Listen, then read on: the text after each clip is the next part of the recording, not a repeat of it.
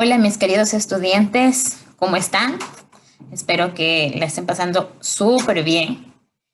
Bueno, les he hecho este nuevo video, para indicarles el tema nuevo que vamos a ir revisando esta semana, ¿ya? El tema, como ustedes lo están viendo en su pantalla, es medidas de posición para datos no agrupados y datos agrupados. Yo sé que el término datos no agrupados y datos agrupados les suena, porque ya los hemos venido tratando en temas anteriores para el cálculo de las medidas de tendencia central y las medidas de dispersión.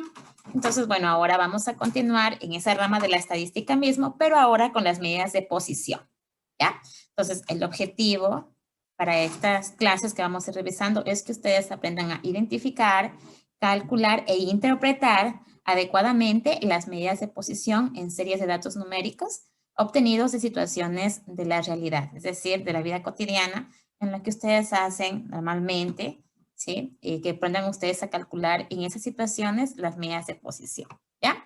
Entonces, pues obviamente para que ustedes puedan resolver los ejercicios que van a estar más adelante, yo les propongo que ustedes revisen a ver cómo estamos de conocimientos previos, es decir, lo que ya sabemos, para poder continuar con el tema. Entonces, lo que debemos saber ya es, por ejemplo, qué entienden ustedes por la palabra dato. Obviamente en estadística, no me saldrán con otras cosas, sino en estadística, que es para ustedes la palabra dato, ¿ya?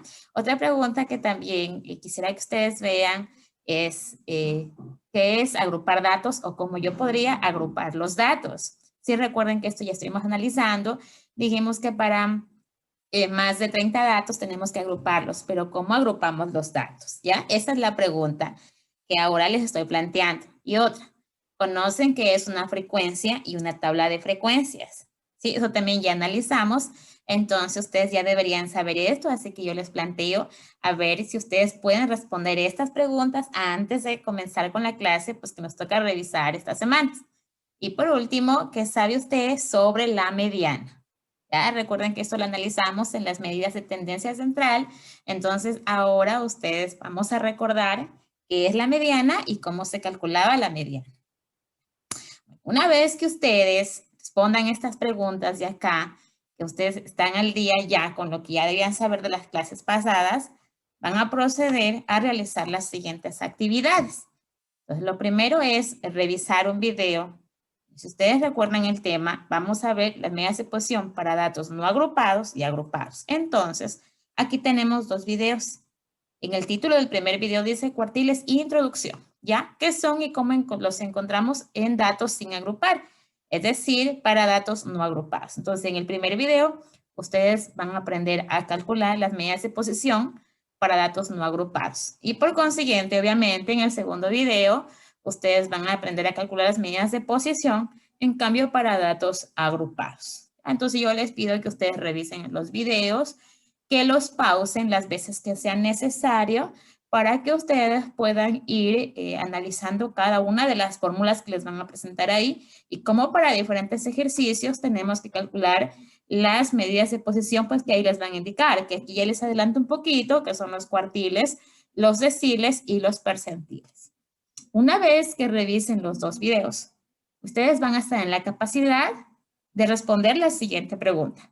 ¿Cuál es la diferencia en el cálculo de las medidas de posición para datos agrupados y no agrupados? ¿Sí? Entonces, hay una diferencia en las fórmulas porque obviamente ustedes recuerdan que los datos agrupados pues son poquitos, ¿no? Entonces, hay una forma de calcular las medidas de posición para ese tipo de datos y cuando los datos son muchos, entonces tenemos que agruparlos, entonces ahí el cálculo va a cambiar. Entonces, revisen los videos, vuelvo y repito, pausenlos las veces que sean necesarios y analicen cada una de las fórmulas que les presentan ahí. ¿Sí? Una vez que ustedes realizan esta actividad, les toca hacer lo siguiente. Se van a plantear unos ejercicios que tienen que resolver. Entonces, el primero dice, calcula las medidas de posición para datos no agrupados, utilizando la información detallada a continuación sobre el número de hermanos de 25 estudiantes. ¿Ya?